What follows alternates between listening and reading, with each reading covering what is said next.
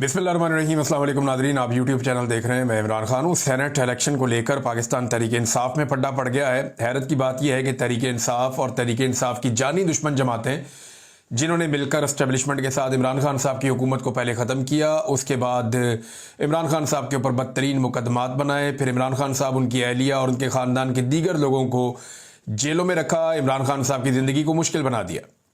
वो तमाम लोगों के साथ पाकिस्तान तहरीक इंसाफ के मामला ठीक हो गए हैं और उन तमाम लोगों के साथ जो है बंदर बांट भी कर ली गई है कि कितनी सीटें आपको मिलेंगी और कितनी सीटें पाकिस्तान तहरीक इंसाफ को मिलेगी। तो तहरीक इंसाफ ने अपने तमाम सियासी मुखालिफिन के साथ इत्तफाक राय पैदा कर लिया है, लेकिन अपने कारकुनों से और अपने लोगों से वो इत्तफाक राय पैदा नहीं कर पा रहे। तहरीक इंसाफ की क़यादत चाहती है कि जो एक लिस्ट उनके पास मौजूद है उसके मुताबिक वो सेनेट के टिकट देकर और उन्हें वोट दिलवाकर सेनेटर बनवा ले। लेकिन पाकिस्तान तहरीक इंसाफ का जो वर्कर है उसने ज़्यादा उम्मीदें लगा दी हैं और उन्हें ये लगता है कि कारकुनों के ऊपर सरमायादारों को तरजीह दी जा रही है, जो कि एक गलत फैसला है। एक प्रेस कॉन्फ्रेंस भी हुई तहरीक इंसाफ के अहदेदारों की जानिब से पेशावर में, और उन्होंने कहा जी कि वज़ीर आला हाउस और असम्बली का हम घेराव भी कर सकते हैं। उन्होंने ये ऐलान भी किया। कुछ लोगों ने कहा कि हम MPAs को फिर सूबाई असम्बली के अंदर नहीं जाने देंगे वोटिंग के लिए अगर हमारे साथ ये जुल्म ना रोका गया तो। ख़ासतौर पे जो लोग गुस्से में हैं वो मिर्ज़ा अफरीदियों के चक्कर में हैं। वो ये कहते हैं जनाब कि जिस वक्त तहरीक पर फोकस होना चाहिए उस वक्त पाकिस्तान तहरीक इंसाफ की क़यादत जो है वो मिर्ज़ा अफरीदियों की चाकरी में लगी हुई है और अभी तहरीक पे फोकस करने का वक्त है, लेकिन पार्टी तकसीम हो रही है और इस तरह के फैसलों से मायूसी हो रही है। देखिए, मिर्ज़ा अफरीदी अगर सेनेटर बन गया तो चंद सिक्के और उछालेगा और फिर तमाशा देखता हुआ वर्ल्ड टूर पे निकल जाएगा, एंजॉय करता हुआ, और फातिहाना अंदाज में चला जाएगा। अब फवाद चौधरी ने भी यहाँ पे एक ताना कसा है, लोग मौका हाथ से जाने नहीं देते। फवाद चौधरी ने कहा जी कि मेरे पास 50 करोड़ रुपया नहीं है, अगर मेरे पास भी होते तो मैं भी पाकिस्तान तहरीक इंसाफ में वापस आ जाता। ज़्यादा लोग जो इस वक्त रोला डाल रहे हैं, जो अजहर मशवानी ने बात की बैरून मुल्क से या बाकी पाकिस्तान तहरीक इंसाफ के लोग कह रहे हैं, वो इरफान सलीम का नाम ले रहे हैं। इरफान सलीम के बारे में मैं ज़्यादा तो नहीं जानता, लेकिन ये मुझे पता है कि ये पाकिस्तान तहरीक इंसाफ के बहुत पुराने लोगों में से एक है। ये इमरान खान साहब के पास उस वक्त से है, या इमरान खान साहब का साथ उस वक्त से दे रहा है जब इमरान खान साहब के साथ इनमें से कोई भी नहीं था, जितने आज आपको लोग दिखाई देते हैं। तो ये पाकिस्तान तहरीक इंसाफ का पुराना एक नज़रियाती वर्कर है। पाकिस्तान तहरीक इंसाफ के जो इख्तलाफात हैं उन्हें पाकिस्तान के मीडिया पे ख़ास तवज्जो दी जा रही है और पाकिस्तान के मीडिया में ज़्यादा से ज़्यादा ये इख्तलाफात दिखाए जा रहे हैं, इनके ऊपर कवरेज की जा रही है। और एयरवे ने इसके ऊपर कवरेज की। नईम साहब जो है वो बड़े ज़बरदस्त रिपोर्टर हैं और मैं इनके साथ काम करता रहा हूँ, हम एक साथ भी काम करते रहे फील्ड में। तो नईम भट्ट साहब ने बड़ी अच्छी खबरें ब्रेक की हैं, इससे पहले ये भी खबर उन्होंने दी थी और खबर का जो बेशतर हिस्सा है वो बड़ा ज़बरदस्त है और उसको तरदीद नहीं की जा सकती। वो चीज़ें सामने आना शुरू हो गई हैं और ये खबरें हम भी पहले देते रहे हैं, बल्कि नईम भट्ट साहब ने उसमें इजाफा ही किया चंद चीज़ों का। मगर ये जो बैरिस्टर सैफ वाला पोर्शन है कि बैरिस्टर सैफ इमरान खान साहब के साथ वफादारी में डट जाएंगे, ये ऐसा कोई समझ आने वाली बात नहीं है। इमरान खान साहब के बहुत सारे वफादार इमरान खान को नहीं मिल पाते, लेकिन बैरिस्टर सैफ इतना वफादार आदमी है कि वो जाकर इमरान खान से मिलना चाहता है और उसकी हर दफ़ा मुलाकात भी हो जाती है। तैमूर झगड़ा नहीं मिल सकते, बाकी लोग नहीं मिल सकते, जुनैद अकबर नहीं मिल सकते, शाहिद असलम नहीं मिल सकते, सुहेल अफरीदी नहीं मिल सकता, मीना खान अफरीदी नहीं मिल, बाकी लोग भी नहीं मिल सकते, आलिया हमजा की मुलाकात नहीं हो सकती, लेकिन ये जाकर मुलाकात कर लेते हैं बैरिस्टर सैफ जो है। बैरिस्टर गौर की भी हो जाती है मुलाकात। तो ये लोग एस्टेब्लिशमेंट के काफ़ी करीब हैं। हाँ, लेकिन ये ज़रूर हो सकता है इस खबर में कि ये इख्तलाफ पैदा हुआ हो और इस मामले में अली अमीन गंडापुर और अलीमा खान साहिबा, ये सब लोगों का अपना अपना रोल है। सेनेट वाले मामले में लेकर अली अमीन ने चंद खबरों के मुताबिक अलीमा खान पर भी तनकीद की है और वो पार्टी को एक अलग डायरेक्शन दे रहे हैं। अब मिर्ज़ा अफरीदी पे आगे मामला फंस जाता है कि पैसे वाला आदमी है ना, इसी तरह मिर्ज़ा अफरीदी पे आगे मामला फंस जाता है और ऐसे ही मामला आ जाता है जो फजल रहमान साहब की पार्टी के दिलावर खान है। ये फजल रहमान साहब की पार्टी दिलावर खान को सेनेटर बनाना चाह रही है। बहुत मालदार आदमी, बहुत पैसे वाला आदमी है, ये सारी जमातों को पैसा खिला सकता है और अगर ये चाहे तो आप वैसे इंडिपेंडेंट उम्मीदवारों को खरीद के भी ये सेनेटर बन सकता है, थोड़ी सी इसको अगर आसरा मिल जाए एस्टेब्लिशमेंट की जानिब से। तो यहाँ पे एक पैसे का खेल खेला जा रहा है खैबर पख्तूनख्वा में और उसमें पाकिस्तान तहरीक इंसाफ के जो नजरियाती लोग हैं वो नाराज हो रहे हैं। एयरवे की जो खबर है उसका बेशतर हिस्सा ये नईम भट्ट साहब ने भी कहा कि मेरी खबर है तो इसके बेशतर हिस्से के ऊपर तो बात ही नहीं की, अहमी बिलावजह बाइकआउट करने जा रहे हैं। उन्हें कहा पाकिस्तान तहरीक इंसाफ के शेख वकास अकरम साहब को। लेकिन अम्माद यूसुफ साहब ने एक ज्यादती की है। अम्माद यूसुफ साहब ने इमरान खान साहब पे तनकीद करते हुए कहा कि अरशद शरीफ जब पाकिस्तान से बाहर चले गए थे तो इमरान खान साहब ने उनका वीज़ा नहीं लगवाया बरतानिया का, जिसकी वजह से वो कीनिया में शहीद हो गए। और वो चाहते इमरान खान साहब तो वीज़ा लगवा सकते थे अरशद शरीफ का, उन्होंने कहा जी बरतानिया का। अब मेरा सवाल ये है कि क्या अम्माद यूसुफ साहब ये कहना चाह रहे हैं कि अरशद शरीफ साहब इमरान खान साहब से रिक्वेस्ट कर रहे थे कि मेरा बरतानिया का वीज़ा लगवा दें? अरशद शरीफ इंतहाई बागैरत इंसान थे। उनके ज़ाती ताल्लुकात मुराद सईद से ज़रूर थे। आपके ज़ाती ताल्लुकात बाद कोई दोस्त भी आपके होते हैं जिनसे आप दिल की बात भी कर लेते हैं, लेकिन मुझे नहीं लगता कि वो कभी इमरान खान से मदद मांगता, या इमरान खान उनकी मदद करते भी तो वो इमरान खान से मदद लेते। मुझे अच्छी तरह याद है कि मुझे एक दिन इमरान खान साहब ने कहा था कि आपके लिए अब मसाइल पैदा होंगे तो आप यहाँ चले जाएं। एक स्पेसिफिक जगह पे उन्होंने मुझे बताया था, खैबर पख्तूनख्वा के हवाले से उन्होंने एक फैसिलिटी मुझे देने की कोशिश की थी, तो मैंने इनकार कर दिया था और इमरान खान साहब इसकी गवाही देंगे। तो मैंने उन्हें कहा था, मैंने कहा खान साहब खाली लड़ाई आपकी थोड़ी है, ये मुल्क का मामला है, मैं अपनी मर्जी से अपना काम कर रहा हूँ और आप एक पॉलिटिकल पार्टी है, तो मैं यहाँ पे आपसे मदद नहीं ले सकता, लेकिन आपका ये कहने के लिए बहुत शुक्रिया। मैंने उनका शुक्रिया अदा किया। अब जब मेरे जैसा कमज़ोर आदमी ये कर सकता है कि इमरान खान साहब का शुक्रिया अदा कर दे कि मुझे आपकी मदद नहीं चाहिए, तो वो तो अरशद शरीफ था, ये तो अम्माद यूसुफ साहब उनकी तौहीन कर रहे हैं। दूसरी बात यह है कि एयरवाई को अपने पैरों पर खड़ा होना चाहिए था ना, वो अरशद शरीफ को नौकरी से ना निकालता, या वो चैनल्स जिन्होंने मुझे नौकरी से निकाला वो अपने पैरों पे खड़े होते और मुझे नौकरी से ना निकालते। अगर हमें नौकरियों से ना निकाला जाता, हम अपनी नौकरियों के ऊपर काम कर रहे होते, तो हम मुल्क छोड़कर कभी ना जाते। मुझे 2022 में शहीद अरशद शरीफ ने, जब उन्होंने मुल्क नहीं छोड़ा था, पाकिस्तान में थे, तो उन्होंने मुझे एक दिन कहा कि आप पाकिस्तान से इमरान कुछ अरसे के लिए चले जाए, आपके पास तो नौकरी भी नहीं है। तो मैंने उनसे कहा, मैंने कहा जी मैं अभी यहां रहना चाहता हूं अरशद भाई। उन्होंने कहा तुम्हें गिरफ्तार करने का फैसला हो गया है, और उनके पास इंफॉर्मेशन ठीक थी। उसके चंद दिनों बाद मुझे गिरफ्तार भी कर लिया गया। तो अरशद शरीफ साहब को मैंने कहा आप क्यों नहीं चले जाते? बातों बातों में मैंने उनसे भी ऐसे ही कहा, हंसते हंसते। तो उन्होंने कहा मैं यहां पे काम कर रहा हूं, मैं एयरवाई के ऊपर अपनी ड्यूटी कर रहा हूं, तो मुझे यहां पे रोजाना चैनल में जाना पड़ता है, बैठकर बात करनी पड़ती है, तो मैं यहां से जा नहीं सकता। तो जब तक अरशद शरीफ के बाद नौकरी थी, उन्होंने मुल्क छोड़ने का कभी फैसला नहीं किया, ना उन्होंने छोड़ना था। एयरवाई ने उन्हें नौकरी से निकाला, फिर उन्हें मुल्क छोड़ना पड़ा। फिर देखिए, अभी अम्माद यूसुफ साहब ये तो बात कर रहे हैं इंतहाई मादरत के साथ, आपने ये तो कह दिया कि इमरान खान का कसूर है जी, उसने वीजा क्यों नहीं लेके दिया। हालांकि इमरान खान कोई वीजा एजेंट तो नहीं है कि वीजा लेकर देंगे। अभी सिर्फ एक बंदे का नाम आया था, बीच में एक बंदे ने शोर मचाया था कि इमरान रियाज के अमेरिका के वीजे के लिए मैंने कोशिश की है, मैंने वो विड्रॉ ही कर लिया वीजा। मैंने कहा मुझे चाहिए ही नहीं, मैं लेता ही नहीं। तो आपको लगता है कि अरशद शरीफ ने वीजा लेना था? ऐसे सवाल ही पैदा नहीं होता। आपके साथ काम करता रहा, आपकी रिस्पॉन्सिबिलिटी था। कीनिया किसने भिजवाया अरशद शरीफ को? किसके कहने पर वो कीनिया पहुंचे? किन लोगों के पास वो कीनिया में रहते थे? जिन लोगों के पास रहते थे वो किन के दोस्त थे? इन पे तो आप कभी नहीं बोले। जिन लोगों ने अरशद शरीफ के ऊपर झूठे मुकदमात किए, उन पे तो आप कभी नहीं बोले। जिन लोगों की वजह से अरशद शरीफ ने हरासा होकर पाकिस्तान छोड़ा, उनके ऊपर तो आप कभी नहीं बोले। जिन लोगों ने अरशद शरीफ को दुबई से निकलवाया, उन लोगों के ऊपर तो आप कभी नहीं बोले। जो लोग अरशद शरीफ के आज मुकदमात नहीं चलने दे रहे, होने दे रहे, उनके ऊपर तो आप कभी नहीं बोले। अदालत में अरशद शरीफ को इंसाफ नहीं मिल रहा, उसके ऊपर तो आप कभी नहीं बोले। हमेशा आपका जोर चलता है कमजोर के ऊपर। आपने देखा एक आदमी जेल में बंद है, आज वो बेबस है, कमजोर है, इसको मारो सारे मिलकर। यही आपकी गैरत जागती है ना। निकलकर उनका नाम ले और उनके बारे में बात करें आप, जिनके बारे में अरशद शरीफ की फैमिली कहती है कि इन्होंने जुल्म किया हमारे साथ। मैं और बहुत कुछ कह सकता हूं, क्योंकि मैं बहुत कुछ जानता हूं। मैं कहना नहीं चाहता, अपनी अपनी इज्जत अपने हाथ में होती है।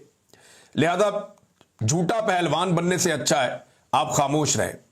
अगर आपने इस बात पे कंप्रोमाइज किया है ना कि अरशद शरीफ को कत्ल किसने किया, तंग किसने किया, परेशान किसने किया, मुकदमात किसने किए, हर चीज पे कंप्रोमाइज किया ना, तो यहां पे भी आपका बोलना नहीं बनता।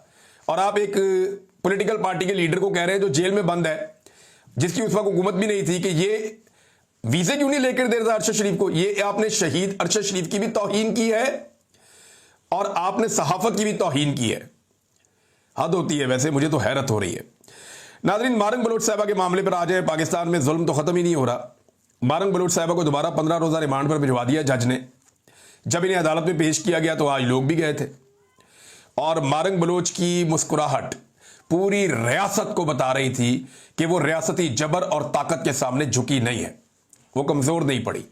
वो मुस्कुरा रही थी, वो हंस रही थी, वो बात कर रही थी अपने लोगों से, उसकी हिम्मत नजर आ रही थी, उसकी जुर्रत नजर आ रही थी, उसकी बहादुरी नजर आ रही थी, उसका अज़म नजर आ रहा था अपने लोगों के लिए कि वो हार मानने के लिए तैयार नहीं है। वो डट कर खड़ी हुई है अपने लोगों के लिए, जबरी गुमशुदगियों के खिलाफ, बलूचिस्तान के हुकूक के लिए। और बलूचिस्तान के जो हमारे रहने वाले नौजवान हैं, इनमें 40% जो है वो हमारे पश्तून नौजवान है, बाकी बलोच नौजवान है बहुत बड़ी तादाद में। तो उन सब के लिए वो आवाज उठा रही है, बलूचिस्तान के अमन के लिए आवाज उठा रही है। वहां पे जो इस्तेहसाल हो रहा है, उनके जो वसाइल छीने जा रहे हैं, उनकी जो मादनियात पे कब्जे हो रहे हैं, उनके खिलाफ आवाज उठा रही है। तो ये जो आवाज उठाने वाली खातून है, इसकी हिम्मत को सलाम है, जिस तरीके से ये मजबूती के साथ अदालत में मौजूद थी। मारंग बलोच ने जज को कहा, बात तो सुने। जज साहब बात ही नहीं सुन रहे थे। कहा बात तो सुने, फैसला तो आपने वही देना जो लिखा आ गया आपको, लेकिन बात तो सुने। हमारे अभी तक जज के ऑर्डर के बावजूद वकालतनामे हमें साइन नहीं करने दिए जा रहे। हम वकालतनामे साइन करना चाहते हैं, हमें वकालतनामे साइन नहीं करने दिए जा रहे। ये मारंग बलोच ने जज को बताया। आप अंदाजा करें कितना जुल्म है। 4 महीने हो गए लगभग ये खातून और इनके साथ दीगर 5 लोग अंदर है, जिनमें एक माजूर भी है। व्हील चेयर पर उसको उठा उठा कर लेकर जाते हैं, लेकिन इनके वकालतनामे साइन नहीं होने दिए जा रहे। मारंग बलोच का हंसना, मुस्कुराना, वहां पे लोगों के साथ खुलकर बात करना, जज के सामने ऐसे डट कर खड़े होना, निजाम इंसाफ को बेनकाब करना, ये पाकिस्तान की रियासत के लिए एक परेशान कुन सूरत हाल है। इन्हें समझना पड़ेगा कि जबर के साथ ये कंट्रोल नहीं कर पाएंगे। ये नौजवान मुख्तलिफ लोग हैं, ये सोशल मीडिया का दौर है, ये अब 2025 में जिंदा है, 18वीं सदी में नहीं है। अब आपकी मनमानी वैसे नहीं चलेगी। ये नौजवान आपसे हार नहीं मानेंगे, ये आपको शिकस्त देंगे, ये आपसे अपने हुकूक छीन लेंगे। इससे पहले कि ये आपको रुसवा करके, जलील करके आपसे अपने हुकूक छीने, आप इन्हें इनके हुकूक लौटा दें, ये ज्यादा बेहतर होगा। बहरहाल इसके ऊपर बड़ा रद्दअमल भी आया। नादिया बलोच साहबा का एक ट्वीट है, आज फिर इंसाफ का कत्ल हुआ। वैसे मैं अगर सोचूं ना कि डरते हैं बंदूकों वाले एक निहत्ती लड़की से, तो आज के दौर में जो मेरे दिमाग में सामने शक्लें आती हैं ना, आज के दौर में, माजी में बहुत सारी ऐसी खवातीन रहीं, उसमें सबसे पहला नाम मैं ले लेता हूं फातिमा जिन्ना रहमतुल्लाह, फातिमा जिन्ना का। फातिमा जिन्ना मादरे मिल्लत हैं और उन्होंने जिस तरह डिक्टेटर का सामना किया, तो मुझे ऐसा लगता है, मैंने हिस्ट्री पढ़ी उसमें कहानी वहां से शुरू होती है। बेनजीर भुट्टो भी थी, नुसरत भुट्टो भी थी, और लोग भी थे। एक दौर में नवाज शरीफ की बीवी ने भी एक डिक्टेटर के खिलाफ जदोजहद की थी, कुलसूम नवाज साहिबा ने। मरियम नवाज साहिबा ने तो जूते ही पॉलिश कर दिए पकड़ के। सारी अपनी जो थोड़ी बहुत उन्होंने शुरू की थी, रेजिलियंस दिखाना शुरू ही की थी, उन्होंने तबाह बर्बाद कर दी पकड़ के, साथ ही बूट पकड़ लिया।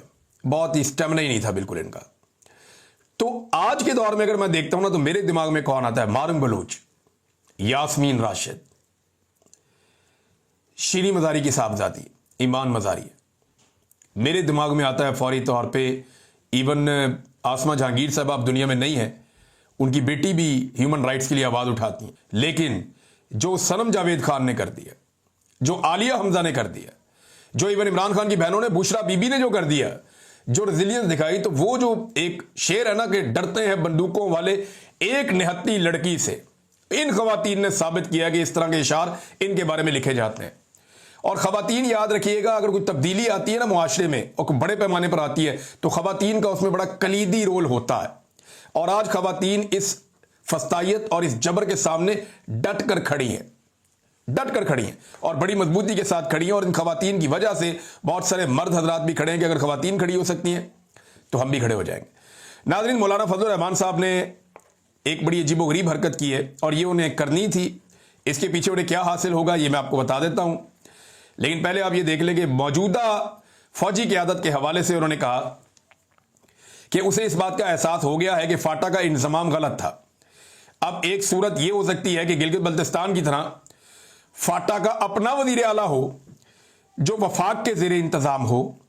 इसके लिए आपको 27वीं तरमीम हर सूरत में लानी पड़ेगी। मौलाना फजलुर रहमान, लेकिन अगर आप फाटा इस वक्त अलग भी करते हैं तो पाकिस्तान तहरीक इंसाफ के ही हैं सारे वहां पे, यानी 80% या इससे ज्यादा जो नुमाइंदगी है फाटा में इस वक्त एमपीएस की, एमएनएस की, वो पाकिस्तान तहरीक इंसाफ की है। तो वजीर आला तो पाकिस्तान तहरीक इंसाफ का ही आएगा अभी। तो फजल रहमान साहब ये करना क्यों चाह रहे हैं? देखिए, अब अगर ये 27वीं आईनी तरमीम पास करवा देते हैं ना फजल रहमान साहब हाथ मिला के हुकूमत के साथ, और फाटा को जो है वो वापस कर देते हैं वफाक के अंडर में, तो ये इमरजेंसी लगा के फाटा के अंदर कोई हुकूमत बनने नहीं देंगे। और अगले इलेक्शन में जब हुकूमत बनेगी तो फजल रहमान साहब की ये डिमांड होगी कि मैंने ये काम करवाया, मेरा वजीर आला वहां पे बनवाओ। तो ये वहां पे अपना कठपुतली वजीर आला बनवाएंगे और वहां की मादनियात के ऊपर वफाक का कब्जा हो जाएगा। ये है नादरीन सादा सादा गेम जो अब तक समझ आ रही है। नादरीन, एक और बड़ी खबर है, और वो जो 9 मई के मुकदमा है उस हवाले से है। इसको सबसे अच्छा जो रिपोर्ट कर रहे हैं, मेरी आपसे गुजारिश है, अगर आप 9 मई के केसेस को इस वक्त डिटेल में समझना चाहते हैं तो आप शाकिर अहवान साहब के YouTube चैनल पे जाके आप इसको समझ सकते हैं। वो सबसे ज्यादा तफसील से बता रहे हैं। हम लोग तो इसको सिर्फ छेड़ते हैं, जो अहम चीजें हैं वो बताते हैं, लेकिन वो बड़ी तफसील के साथ बता रहे हैं। वहां पे आपको बड़ी इंफॉर्मेशन मिलेगी। शाकिर अहवान साहब आप नाम लिखेंगे और वहीं पे आपको उनका YouTube चैनल खुल जाएगा, वहां जाके आप पढ़ सकते हैं। उन्होंने वो इंकशाफात कर दिए हैं, वो आप सुन सकते हैं जाके कि आप हैरान हो जाएंगे। अब एक इंकशाफ जो मैं आपके सामने रखने लगा हूं, इंस्पेक्टर मुनीर साहब जो है वो चले गए जी उम्रे पे। तो जज साहब बड़े गर्म थे, जज साहब ने कहा जी बुलाओ उसको, क्यों नहीं आ रहा वो? तो उनको जनाब कॉल की गई, व्हाट्सएप के ऊपर पता चला व्हाट्सएप नहीं चलती, तो अगले दिन ईमो पे कॉल की गई, ईमो पे उनको लाइव ले लिया गया। तो उन्हें कहा गया वकील की जानिब से कि जनाब, जज ने कहा जी करें आप इनसे जरा। हालांकि जो लाहौर हाई कोर्ट की चीफ जस्टिस हैं आलिया नीलम साहिबा, उनका यह फैसला है कि ऑनलाइन गवाही कोई नहीं होगी, गवाही के लिए आपको बंदा लेकर आना पड़ेगा अदालत में। लेकिन जज साहब ने कहा नहीं जी इसका वहीं पे करो। वो एहराम की हालत में वहां पे गवाही देने के लिए ईमो पे आ गया इंस्पेक्टर मुनीर। तो जब उसे ये कहा गया कि आप ये कहें कि मैं जो कहूंगा, सच के सिवा कुछ नहीं कहूंगा, अगर मैं झूठ बोलूंगा तो अल्लाह का कहर मुझ पर नाजिल हो, ये कहा गया। तो उसने आगे से कहा दिया मैं झूठ बोलूं तो अल्लाह मुझसे नाराज हो। भाई अल्लाह को तो आप मना लेंगे, अगर नाराज हो गया तो। आपने कहना था कि अल्लाह का कहर मुझ पे ना। बड़ा कहा वकीलों ने, शाह महमूद कुरैशी भी बोलना शुरू हो गए, वो हलफ ही ना ले, क्योंकि उसने हराम पहना हुआ है, वहां पे उसने उमरा किया हुआ है।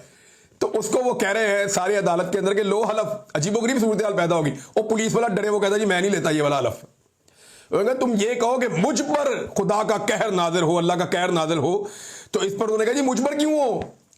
ये वो पुलिस वाला कहता है जिन्होंने 9 मई किया और करवाया उन पर अल्लाह का कहर नाजिल हो।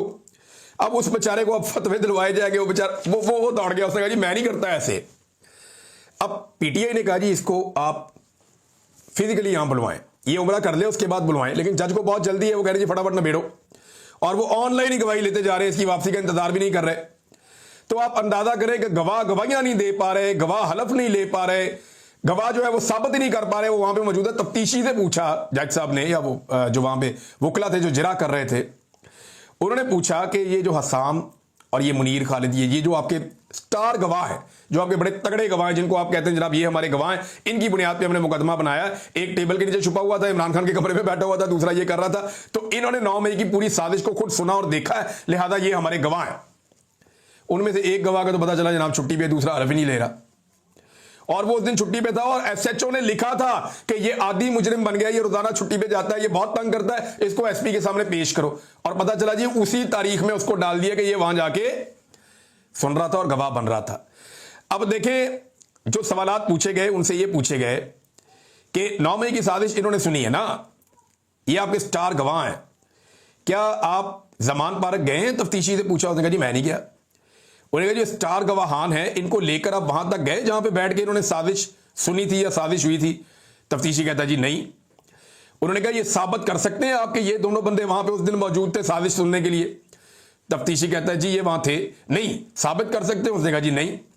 उन्होंने कहा सीडीआर है आपके पास, कोई कॉल डाटा रिकॉर्ड ही हो आपके पास कि इनके मोबाइल फोन उन दिनों वहां पे फिर रहे थे, ये वहां गए थे?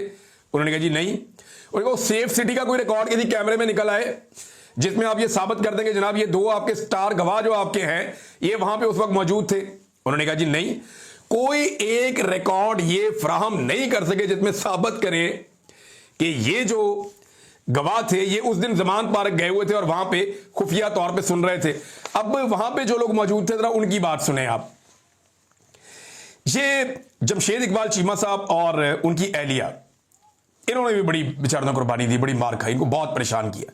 इवन इनके बच्चे तक दरबदर हो गए, ये जेलें भी काटते रहे, परेशान भी रहे, भागे भी रहे, इनका कारोबार भी तबाह हो गया। तो जमशेद इकबाल चीमा साहब और मुसर्रत जमशेद चीमा साहब। ये कहते हैं जी साजिश की गवाही देने वाला शख्स कहता है कि वो टेबल के नीचे बैठा हुआ था और इमरान खान की टेबल तो इतनी छोटी थी, ये टेबल आपने देखी हुई है जिसपे इमरान खान साहब पांव रख के बैठते थे। उस पूरे कमरे में कोई भी बड़ी टेबल नहीं थी। एक बच्चा जो होता है ना छोटा 2 साल का, मेरे ख्याल में वो भी छुप के नहीं बैठ सकता उस टेबल के नीचे जहां पे ये इतना भारी भरकम पुलिस वाला छुप के बैठा हुआ था। वो ये कह रही है कि वहां बिल्ली का बच्चा नहीं आ सकता। ये सब एक्सपोज हो रहे हैं। ये तमाम मुकदमा सियासी और जाती अना पर बनाए गए हैं। वैसे पाकिस्तान की एस्टेब्लिशमेंट को शर्म आनी चाहिए कि यार ऐसे घटिया मुकदमा, तारीख आपको किन अल्फाज में याद रखेगी? आप तारीख के हाथों कत्ल हो चुके हैं, तारीख में आप मर चुके हैं, मुर्दा हो चुके हैं। और इमरान खान साहब को आपने तारीख में अपनी इन हरकतों की वजह से अमर कर दिया है। और अब आप कभी ये ट्वीट करवा के, वो करवा के, यहां से दबाव डलवा के, वहां से करके, अब आप इमरान खान का कुछ बिगाड़ नहीं सकते। पब्लिक ओपिनियन को आप ऐसे नहीं बदल सकते। अगर इमरान खान को कोई तबाह करेगा तो इमरान खान के अपने फैसले करेंगे या इमरान खान की अपनी पार्टी करेगी, जो मुझे ऐसा लगता है कुछ लोग कोशिश भी कर रहे हैं। वरना ये ना एस्टेब्लिशमेंट से होना है और ना उनके टाउटों से होना है। अब तक के लिए इतने, अपना ख्याल रखिएगा, अपने चैनल का भी। अल्लाह हाफिज़।